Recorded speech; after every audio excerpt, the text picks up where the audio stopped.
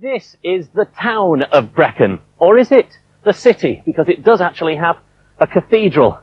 It also has a castle, and I'm clambering up its outer wall at this very moment.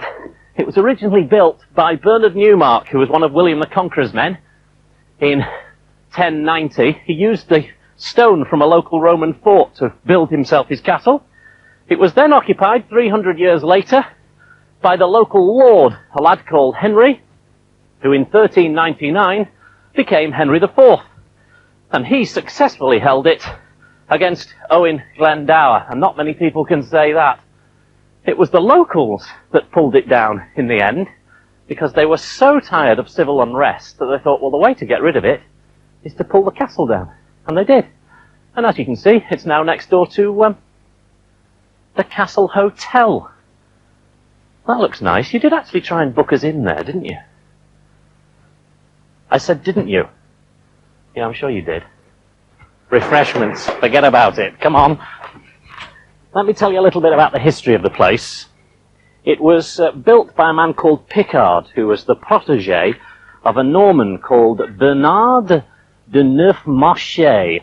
And the Normans came up here soon after the conquest, and he chose this bit, Picard, as his plot of land because it was at the junction of two roads. And he built himself a motte and bailey. And it was passed down, if you go any further, you'll fall backwards. It was passed down from son to son to son to son for hundreds of years. And those sons changed his motte into a stone keep, and then another stone keep was built on the inside of it. And it remained here as an important military stronghold until in the middle of the 15th century. And then it became a house, and yes, there is a beer tent. But we've got lots of other fascinating places to see, not beer tents. This is fabulous. This is St. Martin's Church at Cumyoy near Abergavenny. And it's known as the Leaning Church because it keeps slipping down the hill and it's twisted and leaning all over the place. They've built these things to hold it up. If you come down here, I shall show you just how ridiculous the lean is. Yes. I think that's a wildcat, actually. It seems to have 5 toes on its paws. Now, I'll go through here, and if I stand straight, like so, do you get any idea about the tower? Leaning?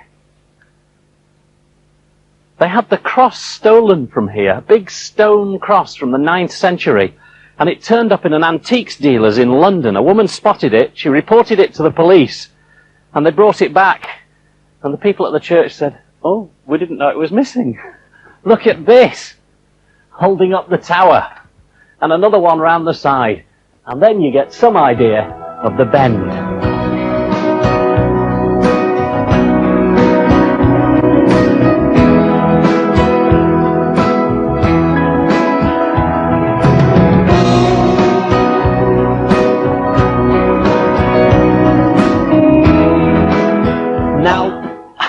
So stiff, sleeping in that tent. Aren't you? Aren't you? Oh. Well, I'll tell you what I could do with some exercise to loosen myself up. Yeah, I know, yeah. What are you on about? Anyway, this is Llantoni. I think that's how you pronounce it anyway. And this is the priory there. And I know that how you pronounce that, or at least I think I know how you pronounce that, is Llan Dwy Nant Hondu, which means St. David's on the river Hondu, which is just over there. Now this dates back to the 12th century. And when they came here, they found a former religious site, which was dedicated to St. David from the 6th century. So they called this St. David's in honor of that. Lovely priory, in lovely condition, and well worth a visit.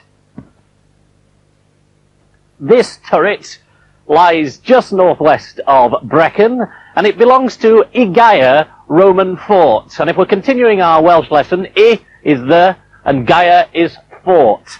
Follow me, and I'll show you around it. It was actually quite an important fort, built in AD 73, and then turned into a stone fort in AD 140. Because it supplied other forts all over Wales. The roads spread off from here. There were 500 Spanish cavalrymen based inside this fort, and it covers just about every bit of this field. There's a gate over there, there's a gate there, there's a gate there, and there would have been a gate where the farm is. And really, it's quite remarkable that there's so much of it left, because, if you remember, Brecon Castle was built out of this fort.